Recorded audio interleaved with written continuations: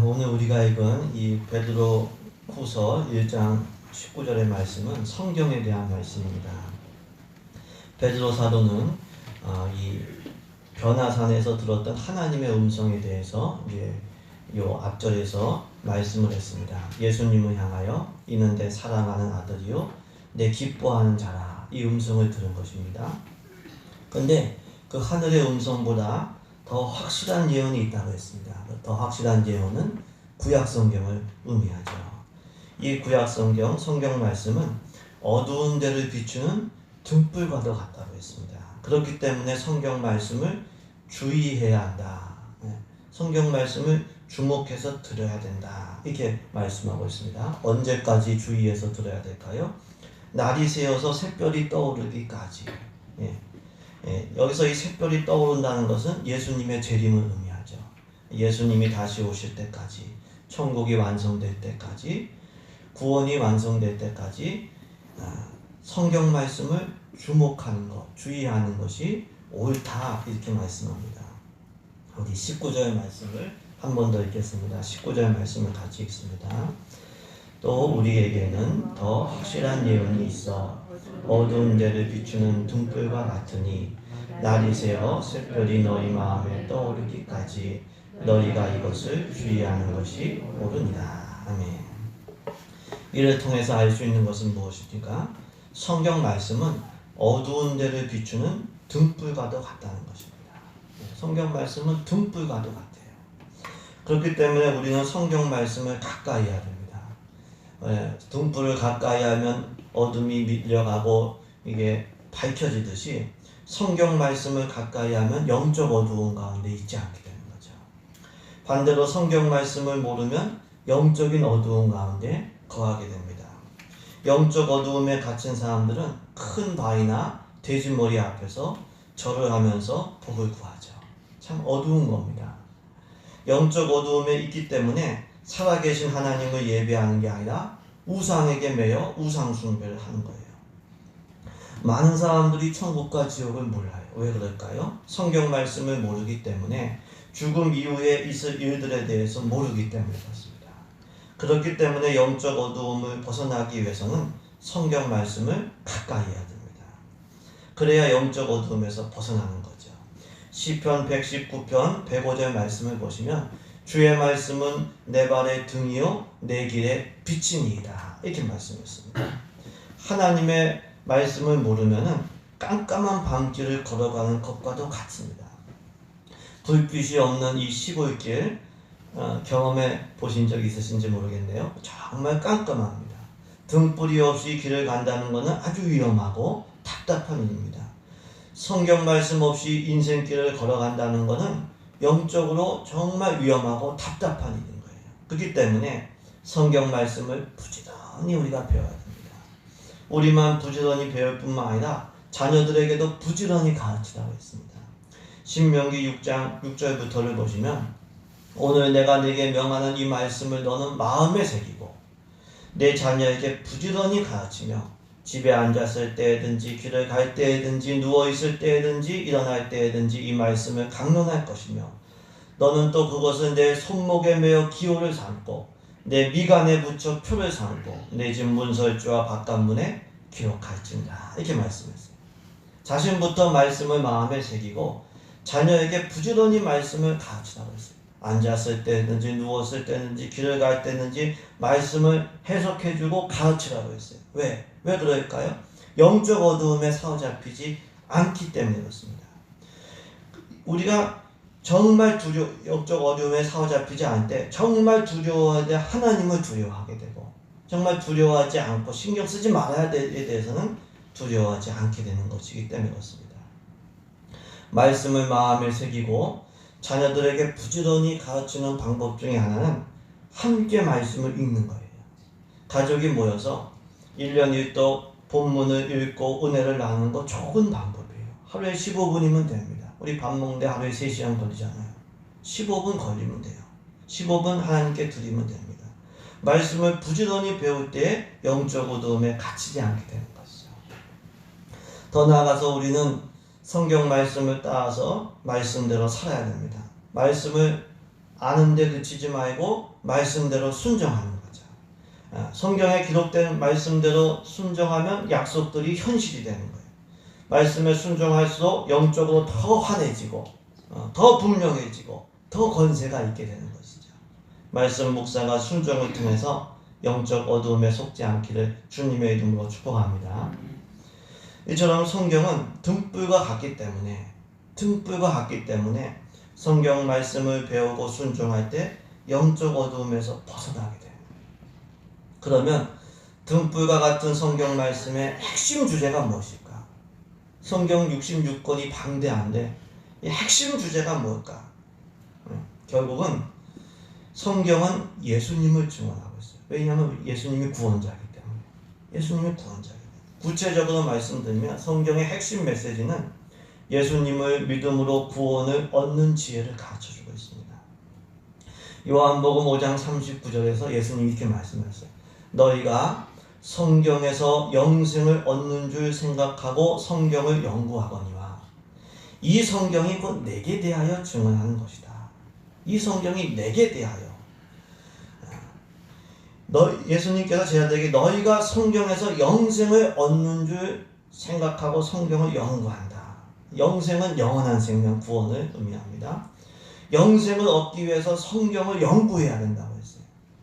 성경을 읽을 뿐만 아니라 성경을 연구하시길 주님의 이름으로 권면드립니다. 성경은 연구해야 될 책이에요. 읽을 책이기도 하지만 연구를 해야 돼요. 근데 그 성경이 누구에 대해서 증언합니까? 예수님에 대해서 증언하고 있어요. 얼핏 보면 구약 성경에 예수님에 대해서 별로 안 나오는 것 같아요. 그렇지 않습니다. 구약 성경은 오실 메시아, 오실 구원자, 예수님을 증언하고 있어요. 앞으로 오실 예수님을 믿어야 구원을 얻을 수 있다. 이게 구약 성경의 메시지, 핵심 메시지입니다. 그것은 디모데 후서 3장 15절의 말씀도 마찬가지입니다. 바울 사도가 디모데에게 내가 어려서부터 성경을 알았다. 성경은 어려서부터 알수록 좋아요. 성경은 어려서부터 알수록 좋아요. 근데 그 성경은 능히 너로 하여금 그리스도 예수 안에 있는 믿음으로 말미암아 구원에 이르는 지혜가 있게 하느니라. 이렇게 말씀했어요. 성경 말씀을 연구하고 알 때에 예수님을 믿음으로 구원에 이르게 한다고 하는 것이죠. 결국 이를 통해서 알 수 있는 것은 성경의 핵심 메시지, 성경의 핵심 주제는 뭐냐? 예수님을 믿음으로 구원을 얻어야 된다는 거예요. 예수님을 믿음으로 구원을 얻어야 된다는 거죠. 성경을 통해 예수님 만나시고 구원자이신 예수님을 믿음으로 구원을 얻으시길 예수님의 이름으로 축복합니다. 그게 성경을 잘 배우는 거예요. 때로 성경 안에서 예수님을 만나거나 믿지 않고 오래된 책을 연구하듯이 연구만 하는 이들도 있어요. 그거는 하나님께서 우리에게 성경을 주신 목적이 성취가 된 게 아니에요. 성경을 주신 이유는 지식 자랑하고 정보 자랑하려고 주신 게 아니라 예수님을 믿음으로 구원을 얻게 하기 위함이라고 했습니다. 요한복음 20장 31절 보시면 예수님이 행하신 것이 많지만 오직 이것을 기록함은 너희도 예수께서 하나님의 아들 그리스도이심을 믿게 하려 하며 또 너희도 믿고 그 이름을 힘입어 생명을 얻게 하려 한다. 이렇게 말씀하십니다. 분명하게 성경이 기록된 목적은 예수님이 하나님의 아들 구원자이심을 믿게 하려는 것이고 그 이름을 힘입어 생명을 얻게 하려는 것이다. 이렇게 말씀하고 있습니다. 성경을 통해 예수님을 더욱더 알아가시고 믿으시고 구원을 받으시길 예수님의 이름으로 축복합니다. 이게 성경을 우리에게 주신 목적이에요. 더 나아가서 우리는 성경의 이 말씀을 통해서 말씀을 전함으로 예수님을 믿고 구원받는 사람들이 더 많아지도록 해야 돼요. 마가복음 16장에서 예수님께서 제자들에게 온 천하에 다니면서 만민에게 복음을 전파하라. 복음이 뭘까요? 복음이 뭐예요? 예수님을 믿음으로 천국 간다는 거, 구원받는다는 거, 지옥 가지 않는다는 거. 온 천하에 다니면서 만민에게 이 복음을 전해라. 믿고 세례를 받는 사람은 구원을 받을 것이고 믿지 않는 사람은 정죄를 받는다. 이렇게 말씀했어요. 그렇기 때문에 우리는 성경을 통해서 예수님을 믿고 구원받은 다음에 해야 될 일은 성경의 복음을 만민에게 전하는 거예요. 그러면 믿고 구원받는 사람들이 생기는 거죠. 누구나 태어나면서부터 예수님을 믿는 사람은 아무도 없어요. 아무도 없어요. 근데 성경 말씀을 듣다 보면 어느 한순간 성령의 은혜로 예수님을 믿게 되고 구원을 받게 되는 거예요. 바람이 임의로 부는 것처럼 성령의 바람이 언제 불지는 몰라요. 언제 불지는 몰라요. 하지만 성경 말씀을 전하다 보면 성령께서 은혜 주시고 은혜 받으면 예수님 믿는 줄로 믿습니다. 그래서 여러분들 예배 참석을 잘 하셔야 돼요. 언제 내게 은혜 주실지 몰라요. 기도하는 시간, 성경 읽는 시간을 규칙적으로 가르쳐야 돼요. 언제 은혜 주실지 몰라요. 반드시 성령님께서 믿게 하시는 은혜를 주실 줄로 믿습니다. 그 믿음으로 부지런히 성경의 복음을 전하시길 예수님의 이름으로 축복합니다. 이처럼 성경의 핵심 메시지는 예수님을 믿음으로 구원을 받아야 된다. 그럼 예수님을 믿는다는 건 무엇일까요? 먼저 예수님을 믿는다는 것은 예수님을 의지한다는 겁니다. 로마서 3장을 보시면 율법의 행위로 하나님 앞에 의롭다 하심을 받을 사람이 없다고 했어요. 율법을 말씀을 완벽하게 지킴으로 지킬 사람이 없어요. 다 부족해요. 다 죄인이에요. 그렇기 때문에 자기의 의로움으로 하나님의 인정을 받고 천국에 이를 사람 아무도 없어요. 하지만 율법 외에 하나님의 또 다른 의가 나타났다. 또 다른 의로움. 예수님을 믿는 자에게 주어지는 하나님의 의가 나타났다고 했어요. 예수님께서 십자가에서 우리의 죄값을 다 지불해 주셨기 때문에 예수님을 믿을 때 믿음으로 얻는 의로움, 믿음으로 의롭다 하심을 얻게 된다고 했어요.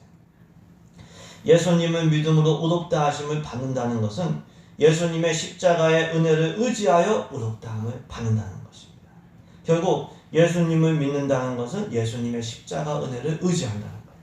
나를 위하여 피 흘려주신 예수님의 그 십자가 은혜를 의지한다. 예수님을 믿는다는 것은 예수님을 의지한다는 거예요. 항상 십자가의 은혜를 의지하고 자랑하시기를 바랍니다. 우리가 예배하고 기도하는 것도 결국은 하나님 앞에 나아갈 수 있는 것도 우리의 의로움으로 나갈 수가 없어요. 그래서 우리 기도할 때 항상 예수님의 이름으로 기도합니다. 그렇게 기도하잖아요. 천국 가는 거 우리의 의로움이나 행위로 천국 갈 사람 아무도 없어요. 다 죄인이. 오직 예수님의 십자가 은혜로 죄 용서함 받고 그리고 천국에 가는 거죠. 내가 했던 일들, 주님을 위해서 했던 봉사, 또 나의 의로움 이거 자랑하지 말고 예수님만을 자랑하시길 주님의 이름으로 권면드립니다. 나의 의로움을 의지하지 말고 항상 예수님 의지하시길 주님의 이름으로 축복합니다. 그 사람이 천국 가는 사람이에요. 더 나아가서 우리는 구원뿐만 아니라 살아갈 때도 항상 예수님의 은혜를 의지해야 돼요. 은혜는 구원받는 데만 필요한 게 아니에요. 살아가는 동안에도 우리가 해결할 수 없는 문제들이 너무 많아요. 자기가 낳은 자식 때문에 골머리를 아프고 있어요. 아니 내가 낳았는데 내가 용돈 주는데 내가 먹여주고 있는데 그게 쉽지 않아요. 인생이. 우리가 사업하는 거 우리가 일하는 거 열심히 수고해요. 근데 열매가 없는 경우도 많아요. 우리가 해결할 수 없는 문제들이 너무 많아요. 또 우리의 힘과 지혜로 사는 것과 하나님의 힘과 은혜로 사는 건 전혀 달라요. 이건 차원이 틀려요. 복 받으시길 주의 이름으로 축복합니다. 내 노력으로 사는 것과 하나님의 복으로 사는 건 틀립니다. 잠언 3장 5절부터 보시면 너는 마음을 다하여 여호와를 신뢰하고 내 명철을 의지하지 마라. 너는 범사의 그를 인정하라. 그리하면 내 길을 지도하시리라. 스스로 지혜롭게 여기지 말지어다. 여호와를 경외하며 악을 떠날지어다. 이 공부나 사업도 하나님의 능력으로 하는 것과 내 힘으로 하는 건 다릅니다. 그렇기 때문에 살아가는 동안 항상 예수님을 의지해야 돼요. 예수님을 믿는다는 것은 예수님을 의지한다는 거예요. 그럼 예수님을 의지한다는 것은 구체적으로 뭘까요? 그건 기도입니다. 우리 교회가 1만 시간 기도 운동을 하고 있는데요. 우리 교회는 오로지 기도하기를 힘쓰는 교회가 돼야 돼요. 오로지 기도하기를 힘쓰는 인생 되시길 주의 이름으로 축복합니다. 왜 기도해야 될까요? 기도하며 사는 것이 예수님 의지하며 사는 것이기 때문에, 범사에 기도할 때 범사에 하나님의 은혜로 살기 때문에, 우리는 은혜 없이 살 수 없다는 것은 기도 없이 살 수 없다는 거예요. 은혜 없이는 죄를 이길 수 없다는 것은 기도 없이는 죄를 이길 수가 없다는 거예요. 우리의 힘으로는 죄를 이길 수 없어요. 기도를 통해서 하나님의 은혜와 능력으로 사시길 예수님의 이름으로 축복합니다. 이처럼 예수님을 믿는다는 것은 예수님을 의지한다는 거예요. 또 예수님을 믿는다는 것은 예수님과 연합한다는 것입니다. 요한복음 15장에서 예수님께서 예수님과 우리의 관계를 포도나무와 가지로 이렇게 비유하셨어요. 나무와 가지는 서로 연결되어 있어요. 연합되어 있어요. 연결되고 연합되어 있을 때 가지는 살 수가 있게 되고 열매를 맺을 수가 있는 거죠. 그리스도인은 누구냐? 예수님과 연합되어 있는 사람. 예수님과 연합되어 있다는 것은 예수님 안에 거한다는 것이고 예수님과 아주 친밀하게 동행한다는 거예요. 예수님과 연합되어 있기 때문에 예수님의 생명으로 영생을 얻는 거예요. 예수님 안에 거하기 때문에 예수님의 보호를 받고 예수님의 능력으로 사는 거죠. 그리스도인은 예수님과 연합되어 있는 사람. 고린도전서 6장에서도 우리 몸이 그리스도의 지체라고 했어요. 너희 몸이 그리스도의 지체인 것을 알지 못하느냐. 지체는 몸의 일부분이죠. 예수님과 우리는 연결되어 있고 한 몸인 거죠.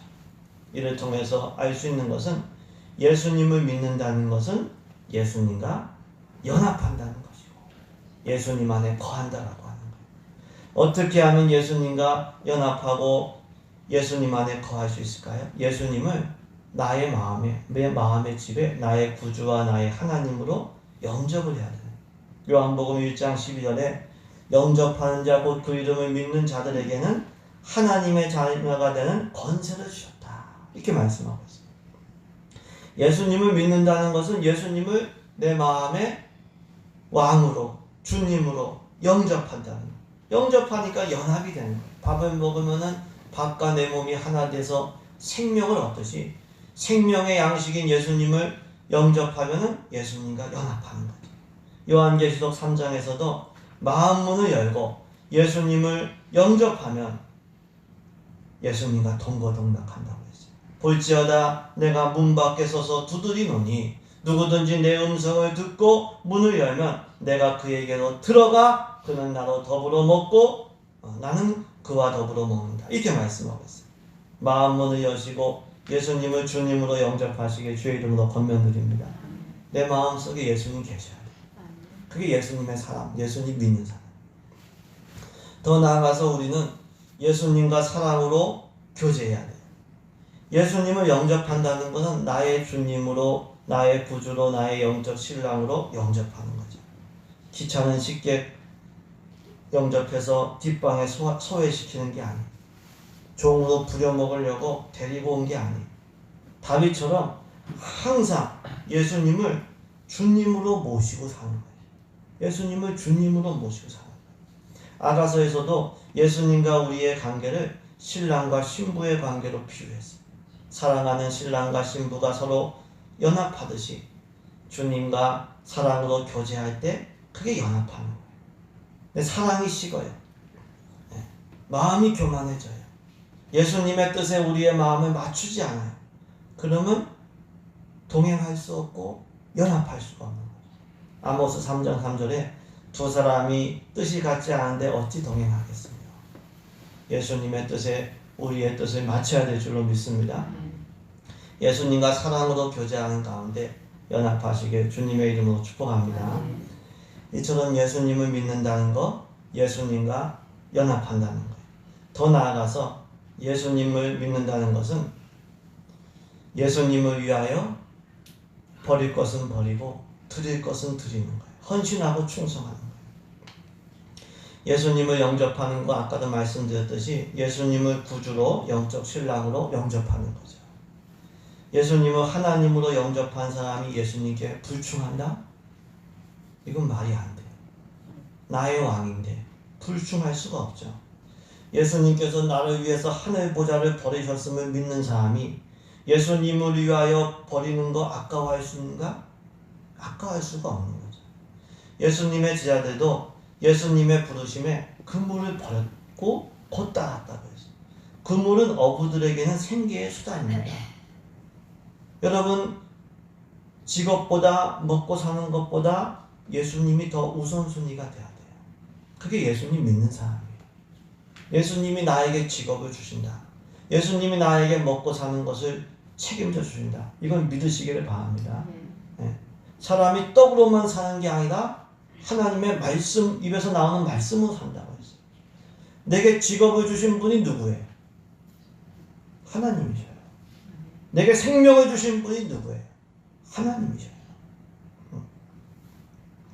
진주의 비유에서도 극히 값진 진주 하나를 발견한 사람은 자기의 소유를 다 팔아 그 진주를 샀다고 했어요. 육신의 생명을 살리기 위해서도 자기 소유를 판다면 영원한 생명을 위해서 자기의 소유 전부를 파는 것은 마땅합니다. 예수님을 믿음으로 영생이 얻는 것이 진짜 믿는다면 이건 순교할 수 있는 거예요. 순교할 수 있는 거죠. 마태복음 19장 29절에 또 내 이름을 위하여 집이나 형제나 자배나 부모나 자식이나 전토를 벌인 자마다 여러 배를 받고 또 영생을 상속하리라. 해석을 잘 하셔야 되는데요. 집 가정 다 버리라는 소리가 아니라 예수님이 나의 최우선순위라고 하는 거죠. 예수님을 믿는다는 것은 예수님을 위하여 버릴 것은 버리는 것이고 드릴 것은 드리는 거예요. 헌신하고 충성하는 거예요. 예수님을 위하여 버릴 것은 버리시기를 바랍니다. 먼저 버려야 될 것은 죄입니다. 죄. 죄를 가지고는 거룩하신 하나님과 동행하고 연합할 수가 없어요. 죄에 매여 있으면 하나님의 임재를 누릴 수 없고 구원과 복을 누릴 수가 없어요. 그래서 죄부터 버려야 돼요. 나를 얽매이게 하는 죄 버림으로 예수님을 따르시고 예수님과 동행하시길 주님의 이름으로 축복합니다. 또 우린 드릴 것은 드려야 됩니다. 말로만 예수님 믿지 말고 예수님을 위하여 헌신하고 충성하는 믿음이 돼야 돼요. 사랑은 주는 거예요. 사랑하는 만큼 희생합니다. 하나님이 세상을 우리를 너무나 사랑하셔서 독생자를 주신 거예요. 하나님께서 독생자를 주셨다면 우리도 우리의 가장 귀한 것을 드릴 수 있어요. 아브라함이 그 독자 이삭을 드렸듯이 예수님을 위하여 헌신하고 충성하는 그런 믿음 되시길 주의 이름으로 축복합니다. 그런 믿음으로 나아가셔야 돼요. 계속해서 달라고만 하는 어린아이 믿음에 머물러서는 안 되죠. 우리 자녀들도 처음에는 부모님 사랑 몰라요. 달라고만 해요. 근데 철이 들면은 부모님 사랑 깨닫고 드려요. 그렇게 돼야 돼요. 우리들의 믿음도 더 깊은 곳으로 나아가야 돼요. 특별히 우리가 드려야 될 것은 우리의 시간입니다. 생명은 사실은 시간이에요. 100년 산다는 건 100년의 시간을 받다는 겁니다.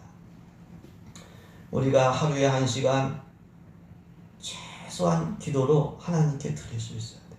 아까도 말씀드렸듯이 밥을 먹는데 3시간 이렇게 육신의 생명을 위해 사는데 성경 읽는데 하루에 15분 하나님께 못 드리는 거 이거 잘못된 거예요.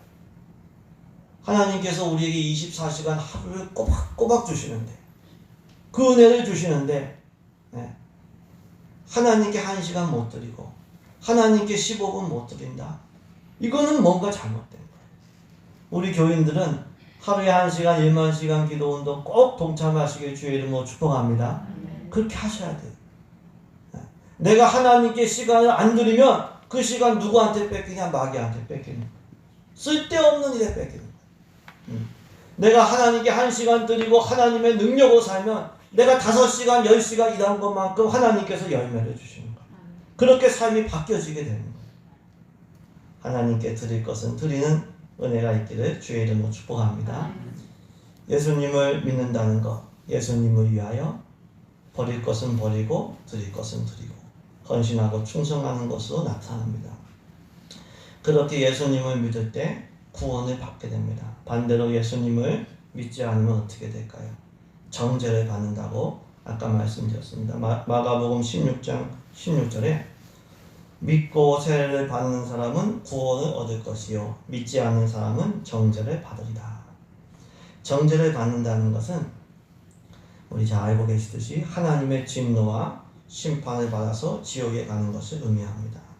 예수님을 믿지 않는 자는 정죄를 받아서 지옥에 갑니다. 예수님을 믿지 않는 자에게는 하나님의 진노와 지옥의 심판이 임하게 됩니다.